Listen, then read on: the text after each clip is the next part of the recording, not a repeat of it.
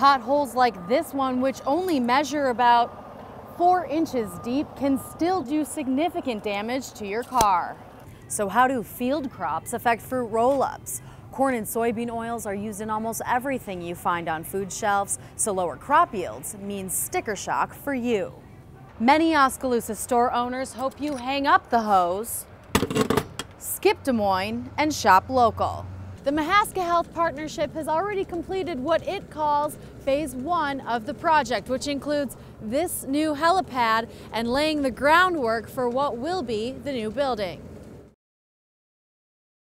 After nearly 4 years of business, the Samaritan Inn is closing, and during one of the coldest and snowiest weeks of the year, residents at the local faith-based homeless mission were forced to move out. The properties, located on High Avenue West, were seized from manager Joyce Wheeler and now belong to a Nebraska real estate investment company that bought them on a tax sale.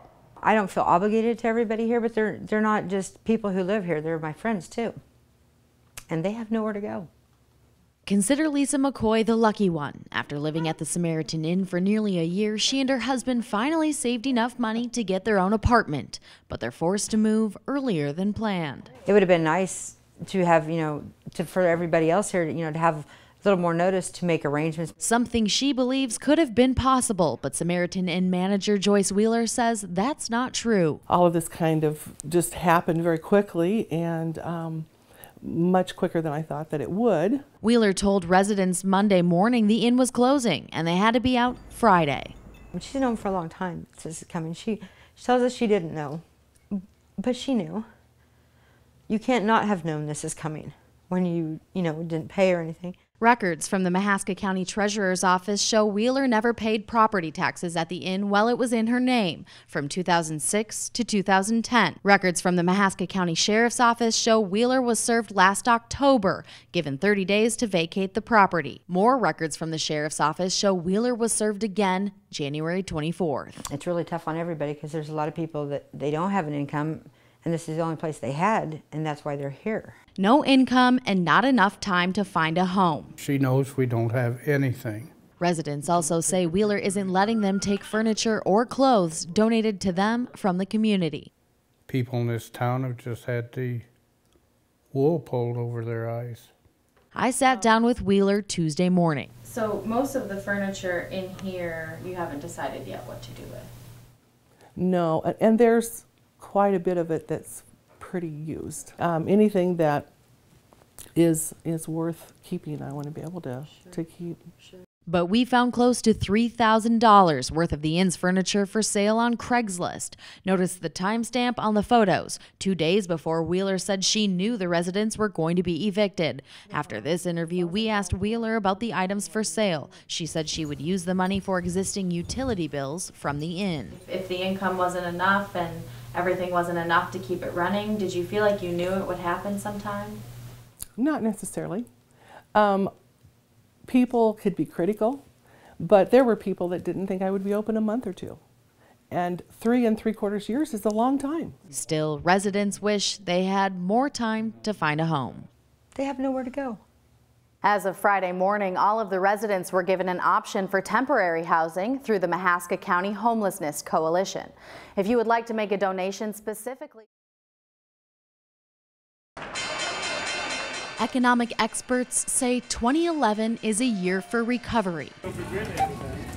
But in the grocery store, prices are going up and the packaging is getting smaller. Prime example, fruit roll-ups yesterday went down an ounce in size but up 10 cents in cost. Local ag specialist Bob Wells says that can be attributed to extremely low crop yields in 2010. It all comes back to the fact of, did we raise enough corn? Did we raise enough soybeans to meet demand? And the answer to that question is, in the last year, we didn't. So how do field crops affect fruit roll-ups? Corn and soybean oils are used in almost everything you find on food shelves, so lower crop yields means sticker shock for you. The United States Department of Agriculture expects food prices to rise between 2 and 3% this year. That's a significant increase from 2010, when consumers were comforted with the smallest increase in nearly 2 decades. And right now the price is so high on the greens, it's going to cost you twice as much to fatten up a hog or a cow.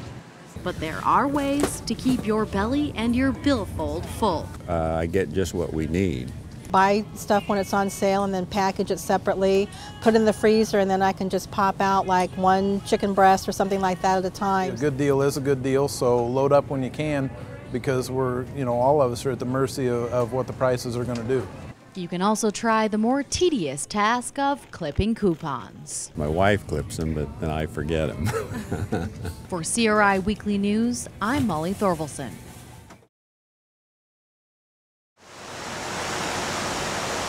We have never had water come over 92 this way. Early Tuesday morning, sheets of rain collected on this ground, making the water level rise over Highway 92 East. The Oskaloosa Fire Department says the water level was so high that this tree was completely submerged underwater, and all of that rain left behind both physical and emotional damage. If I had been sleeping, I probably wouldn't be here right now.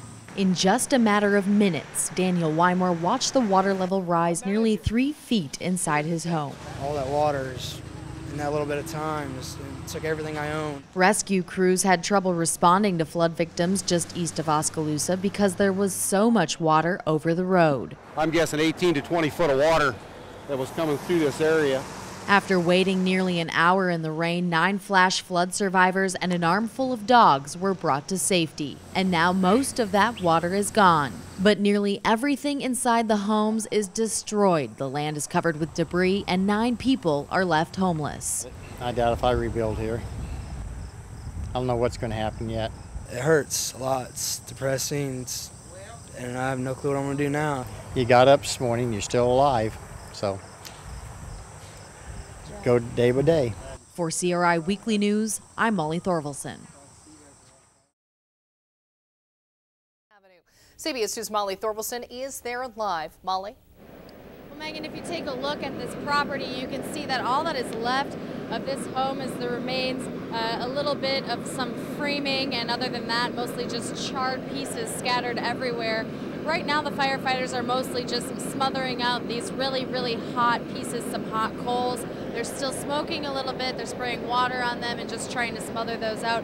Firefighters say that when they arrived to this house, flames were shooting out of the house from all sides. So then what they did is they took on defense mode. They're trying to contain the fire just to this property, which it seems as though they have been mostly successful in doing so. Firefighters say that this is in fact a flood-affected home with a yellow placard. However, they don't believe that any repairs had been made. And while the cause of the fire is still under investigation, firefighters say that this is just the beginning of the busiest months when it comes to fighting fires. Greg Bulow says that that information should be a friendly reminder to get your furnace checked before this winter. Also make sure that you unplug any appliances like space heaters before you leave your home. Now back to this, there are no reported injuries here on this fire as far as we know, but as you can tell, the structure looks like it is a total loss. Stay with your breaking news source, KGAN. Live in Cedar Rapids, Molly Thorvalson, CBS 2 News.